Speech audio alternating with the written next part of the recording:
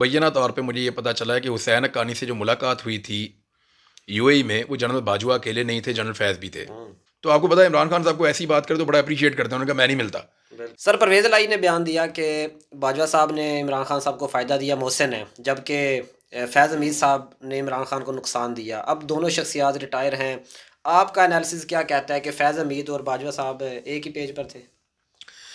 देखिए, मुझे रात को एक स्टोरी पता चली है और मैं उसको कंफर्म कर रहा हूँ। मुबैना तौर पे मुझे ये पता चला है कि हुसैन हक्कानी से जो मुलाकात हुई थी यूएई में, वो जनरल बाजवा अकेले नहीं थे, जनरल फैज़ भी थे। और इमरान खान साहब इन चीज़ों से लाइलम रहे थे। अच्छा। तो और फैज़ साहब उस वक्त DGISI थे। हाँ, उसके बाद फिर वो उस ओहदे से हट गए थे। ये गालिबन सितंबर में मुझे पता चला कि ये मुलाकात हुई थी मुबैना तौर पे। अभी मैं अब नॉट श्योर अबाउट इट, लेकिन जिसने मुझे बताया उसने कहा कि उसका सोर्स बहुत पक्का है। लेकिन ये तो ज़रूर हुआ है कि एक डील हुई है जिसकी पेमेंट इमरान खान के जाने के बाद भी होती रही है अमेरिकन लॉबिंग फर्म के साथ। वही जो ट्वीट भी आजकल गर्दिश कर रही है। हाँ बिल्कुल, वकास के। जी जी। उसने बड़ी डिटेल के अंदर उसके ऊपर लिखा है। मेरी वकास से भी बात हुई है, मेरी दुरानी साहब से भी बात हुई है जिनके सिग्नेचर थे। उन्होंने मेरी सारी बात बताई कि सिग्नेचर हुए कैसे हैं।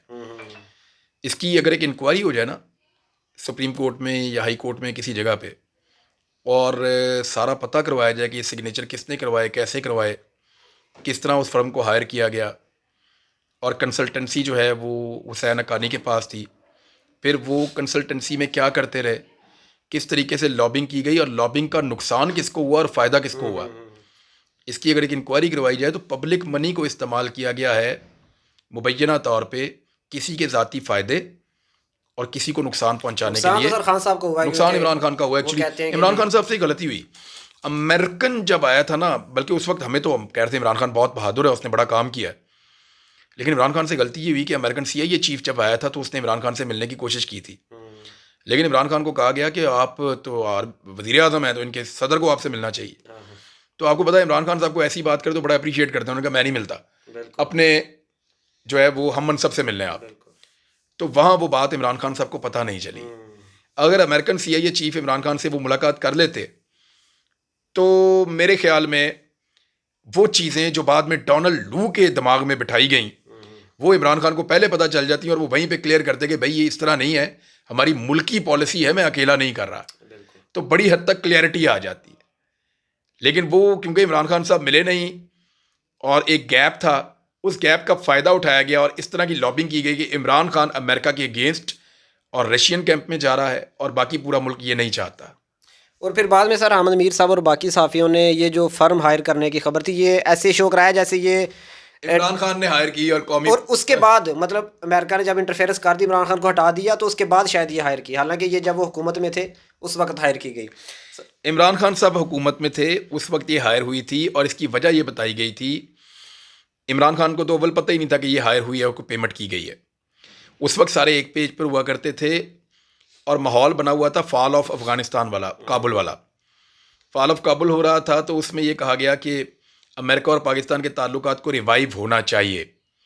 तो उसमें इफ्तिखार दुरानी साहब से रब्ता किया गया और रब्ता करने वाला आदमी जो है वो जान पहचान वाला था और उन्होंने साइन कर दिया कि सब एक पेज पे चल रहा है काम, तो ठीक है, अच्छी बात है, होना चाहिए। लेकिन बाद में जब हुसैन हक्कानी बीच में आया और बकौल शेरी मज़ारी साहिबा के एक मीटिंग के अंदर जनरल बाजवा ने हुसैन हक्कानी का नाम लिया जिस पे सबने मुखालफत की थी कि इस तरह के लोगों को भी इस्तेमाल किया जा सकता है अमेरिका और पाकिस्तान को करीब लाने के लिए, लेकिन वो सब ने मुखालफत कर दी। अगर वहाँ मुखालफत ना करते तो आज रिकॉर्ड के ऊपर ये बात होती कि इमरान खान को तो पता था कि हुसैन हक्कानी हमारे लिए काम कर रहा है और उस मीटिंग में ये आया था, लेकिन अच्छा ये हुआ कि सब ने मुखालफत कर दी थी। सर आखिरी सवाल, बिलावल भुट्टो कहते हैं कि मेरे सर की कीमत 2 करोड़ रख दी है भारत के ख़िलाफ़। उन्होंने वही जो आपने एक ट्वीट की थी कि भारत के बारे में मंजन बेचा जाएगा, तो वो आप कह रहे हैं कि मेरे सर की कीमत 2 वो उधर है। ना इलेक्शन हो रहा है इंडिया में और उनको थोड़ा सा बीजेपी के लिए प्रॉब्लम्स थे, तो उनको अच्छा ऑक्सीजन मिल गया बिलावल के स्टेटमेंट से। और दूसरा, बिलावल को भी पाकिस्तान में थोड़ी पजीराई मिली है। ये कोई पहली दफ़ा नहीं कहा गुजरात का बुचर, ये लिखा हुआ है अखबारात में, किताबों में, हर जगह पे। बिलावल ने एक जुमला बोला है और उससे बीजेपी को इंडिया में फ़ायदा हुआ और बिलावल को पाकिस्तान में फ़ायदा पहुंचाने की कोशिश की गई। जाली टार्जन बनेगा भी नहीं और चलेगा भी नहीं। जाली टार्जन मैं इसलिए कह रहा हूँ कि वहाँ रशिया को ये कह रहा है कि हम तो उसके साथ कोई सौदेबाजी नहीं कर रहे, हम तो उससे कुछ खरीदना ही नहीं चाहते, हम उसके साथ तजारती नहीं करना चाहते। ये बिलावल का स्टेटमेंट है। अगर वो इतना दलेर है तो अमेरिका को खड़ा होकर कहे ना कि हम करना चाहते हैं तजारत, हमारे वो मफाद में है, जिसने जो करना कर लो।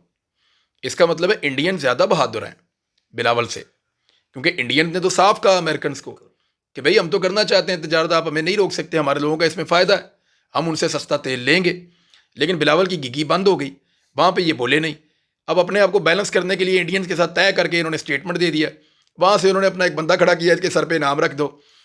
देखें 2 करोड़ का इनाम भाईजान, 2 करोड़ का एमपीए नहीं मिलता पाकिस्तान में।